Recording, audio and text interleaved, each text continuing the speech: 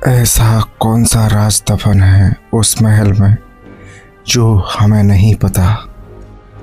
आखिर क्यों बंद कर दिया गया उन तहखानों को? ऐसा क्या छिपा हुआ है उन तहखानों में? क्या कोई ऐसा राज है जिससे हम अभी तक अनजान हैं? तो चलिए जानते हैं, बनी रहिए वीडियो में लास्ट तक।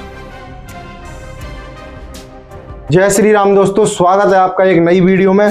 आज मैं आपको फिर से लेके आ चुका हूं नरवर के किले पर, और आज हम इस किले परिसर में बने हुए फुलवा रानी के महल को देखेंगे और ऊदल और राजकुमारी फुलवा की प्रेम कहानी को जानेंगे कि किस तरह उनमें प्रेम हुआ और 6 महीने तक कैसे फुलवा रानी ने ऊदल को अपने तहखाने में छिपा के रखा था, और उस ऊदल बख्शी को भी देखेंगे जहां पर ऊदल को कैद किया गया था। अभी हम हवापुर में आ चुके हैं, और जैसा कि हर किले में बनाया जाता है सैनिकों के लिए जो स्थान बनाया जाता है, आप देख सकते हैं इसमें ऊपर भी जगह बनाई गई है जहां से सैनिक इस द्वार पर निगरानी कर सकें। और इतने बड़े बड़े द्वार इसलिए बनाए जाते थे क्योंकि इनमें से हाथी आसानी से निकल सके। करीब 20 फीट ऊंचा द्वार है। जरा दिखाइए ऊपर। चलिए आ जाओ।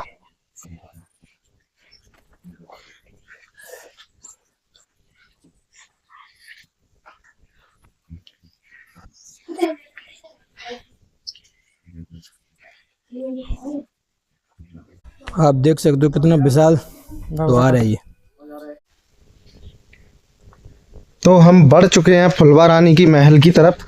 ये वही रास्ता है जो हमें उस महल तक ले जाएगा।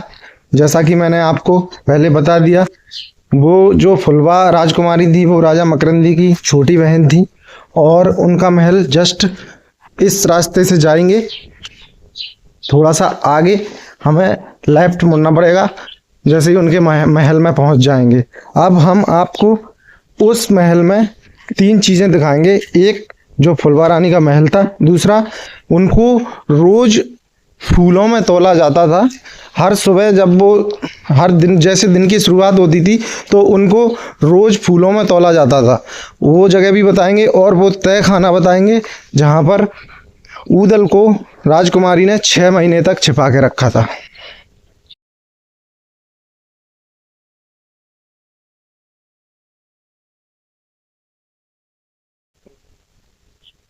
तो आप देख सकते हैं ये रहा उस महल का प्रवेश द्वार। ये फुलवा महल में अंदर की तरफ ले जाता है ये वाला द्वार। चलिए तो इसमें अंदर प्रवेश करते हैं।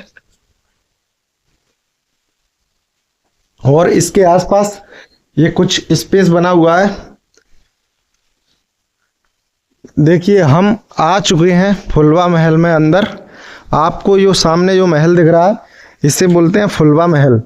और इधर ये छतरी बनी हुई है जो कि यहाँ पर बैठने के लिए, राजकुमारी के बैठने के लिए ये छतरी बनाई गई थी। अभी आपको छतरी में ऊपर भी ले चलेंगे। अब बात कर लेते हैं इस महल की। इस महल में चारों तरफ ऐसे 4 बड़े बड़े चौखाने टाइप के खाने बने हुए हैं। अब मैं आपको एक बात बता दूं, इनमें पहले फूल लगे होते थे, और उन्हीं फूलों से फुलवा रानी को जो है कि रोज तौला जाता था।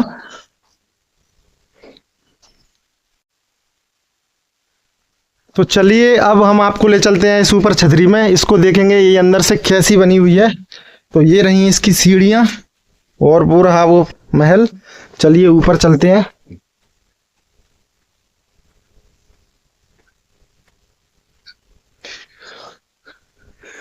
देखिए हम आ चुके हैं इस छतरी में, जो कि इस पर बड़ी ही सुंदर नक्काशियां बनी हुई हैं।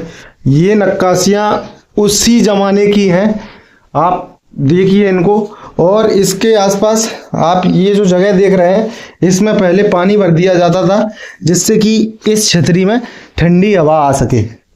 बाकी ये बहुत सुंदर बनी हुई, आप देखिए समय के मार के कारण कुछ हद तक ये जर्जर हो चुकी है, लेकिन आज भी जब आप इसमें अंदर आओगे तो आपको उसी समय की जो चमक है वो दिखाई देगी। बाकी ये महल बहुत ही सुंदर है। अब हम आपको ले चलते हैं उस तरफ जो इस मुख्य महल है इस परिसर का, और उसकी छत पर भी ले चलेंगे आपको। ये आसपास दोनों तरफ द्वार दिख रहे होंगे। एक द्वार में जो है सीढ़ियां नीचे की तरफ जा रही हैं, और एक द्वार में ऊपर की तरफ। तो सबसे पहले हम चलते हैं फुलवा महल में अंदर।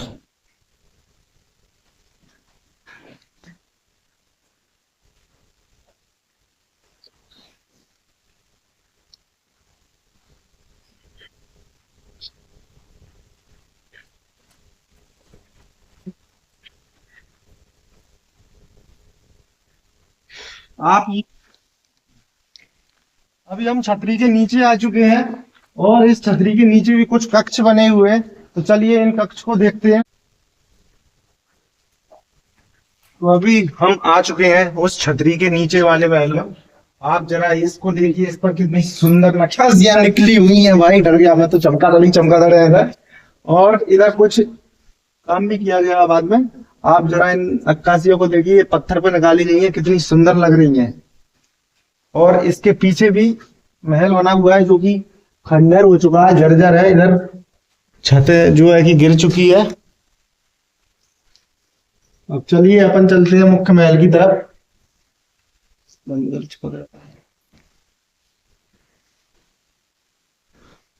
इस छतरी पर बनी हुई आप इन नक्काशियों को देखिए, कितनी सुंदर नक्काशी बनी हुई है। और ये सिर्फ कलश बना हुआ है, हर खाने में एक कलश बना हुआ है। और जब ये अपने ज़माने में जब नया होगा तो बड़ा ही सुंदर लगता होगा।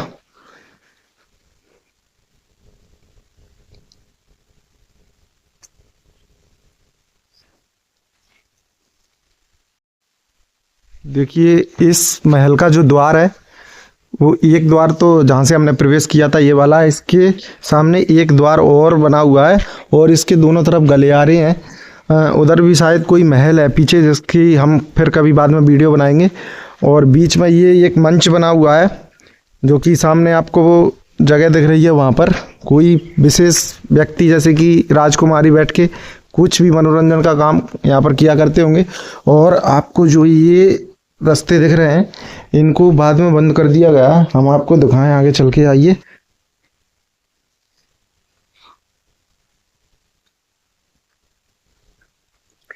ये आप देखिए, इधर भी ये बंद है और इधर से वो आपको दिख रहा है, इधर भी गलियारा गया हुआ है। आप देखिए,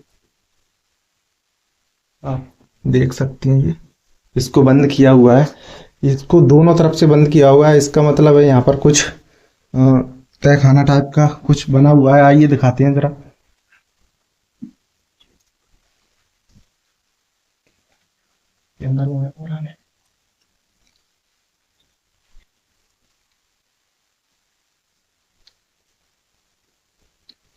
आइए, और ऐसा ही एक द्वार इधर भी बना हुआ है, आपको इधर से दिखाने।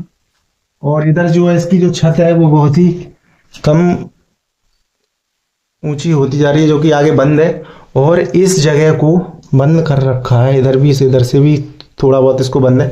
अब ये पता नहीं इतनी जगह में, यहाँ से लेके उतनी जगह में बीच में कुछ भी हो सकता है, या तो कोई तहखाना टाइप का हो सकता है जहाँ से नीचे जाया जाता हो, जो कि बाद में सुरक्षा के कारण बंद कर दिया गया हो। और अभी हम आ चुके हैं फुलवा महल पर। अब हम इसके चल रहे हैं ऊपर और पहले आपको दिखाते हैं जो भी इसके ऊपर कुछ बना हुआ है।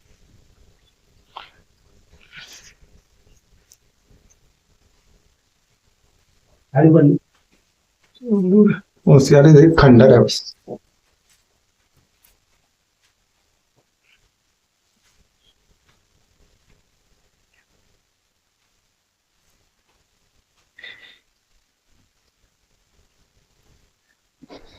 देखिए हम आ चुके हैं फुलवा महल पर ऊपर। अब जो राजकुमारी थी फुलवा, अब उनको ऊदल से प्रेम किस प्रकार हुआ ये हम आपको बताते हैं।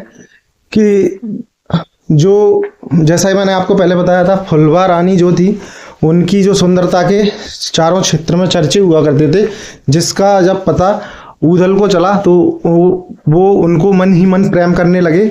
और यहाँ पर ये देखने के लिए आए कि सच में राजकुमारी इतनी जितनी उनकी ख्याति है उतनी सुंदर है कि नहीं।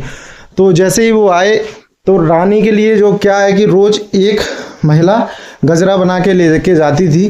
तो ऊदल ने उस गजरे वाली को से कहा कि मैं आपको एक गजरा बना के दूंगा, जो गजरा आप राजकुमारी को देना। तो वो मान गई और उन्होंने एक गजरा उन्हें बना के दिया, जो कि उस महिला ने राजकुमारी फुलवा को दिया, जो उनको बहुत ही अधिक सुंदर लगा। तो उन्होंने उनसे पूछा कि ये गजरा आपको किसने दिया। उन्होंने बताया, उन्होंने ऊदल का पता बताया कि उन्होंने ऐसे ऐसे बनाया है। तो उस गजरे वाली ने उन दोनों को मिलवाया और उन दोनों को आपस में एक दूसरे को देखते प्रेम हो गया। अब जैसा कि हम छत पे हैं ही और मैंने आपको बता दिया, ऊपर एक ये बरामदा टाइप का बना हुआ है, जो कि फिलहाल जाहिर है कि गर्मियों के लिए इस तरह के जो इमारत है जो बनाए जाते थे कि इनमें ठंडी हवा आ सके। और इसमें दीपक जलाने के लिए छोटे छोटे आले भी बनाए गए हैं। और ये रहा इस महल का जो कि आंगन है। और आप देख सकते हैं यहाँ पर कभी किसी समय पर एक पत्थर की जाली हुआ करती थी, जो कि अब टूट चुकी है। और जो नीचे की जो छतरी बनी हुई है उसकी वो छत है। अब चलते हैं नीचे की तरफ।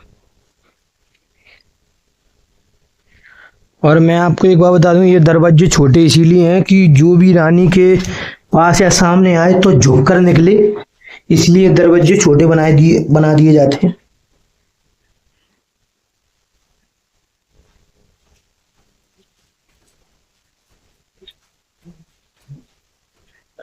और अभी हम आपको इस महल के बारे में बताते हैं, फिर आपको बताएंगे इसका इतिहास। अब देखिए, अभी हम आ चुके हैं फुलवा का जो मुख्य महल था फुलवा राजकुमारी का। आप देख सकते हैं कितना सुंदर रहा होगा ये महल उस समय पे। इसमें सुंदर सुंदर नक्काशियां निकली हुई हैं और इसमें छोटे छोटे कक्ष बने हुए हैं। आप देख सकते हैं कक्षों को, बड़े ही सुंदर कक्ष है ये।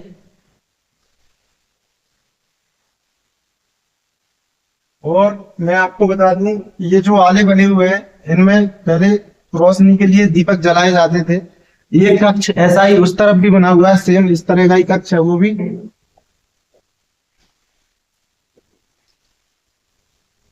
और आप देखिए ये कुंड बनाया गया है। यहाँ पर जो है राजकुमारी फुलवा नहाती थी और उनकी जो दासियां होती थी उनको यहाँ पर नहलाती थी। इसमें पूरा पानी भर दिया जाता था और जो भी उनकी दासियां हुआ करती थी वो यहाँ पर ऊपर बैठा करती थी। आप देख सकते हैं ये बहुत ही गहरा है, करीब मेरी कमर तक इसकी गहराई है। आप देखिए इसमें ये एक तरह से एक स्विमिंग पूल है जहाँ पर राजकुमारी नहाया करती थी। तो ये जो जगह बनी हुई है इसमें पहले हीरे मोती और कांच वगैरह लगा हुआ था, जिससे जिस महल की सुंदरता है जो कि 1000 गुना बढ़ जाती थी। देखिए आप इस महल को कहीं कहीं पे इसमें से जो कि इसका जो प्लास्टर है वो पूरी तरह से निकल चुका है। कभी इसमें सफेद कलर का प्लास्टर हुआ करता था पूरे महल में और ये महल बड़ा ही सुंदर प्रतीत होता होगा तब। आप कई वर्ष बीत चुके हैं, अब ये महल खंडर हो चुके हैं। और मैं आपको वो गुफा बताऊं, तहखाना, वहां पर ऊदल को 6 महीने तक राजकुमारी ने छिपा के रखा था। आपको ये तहखाना दिख रहा होगा नीचे।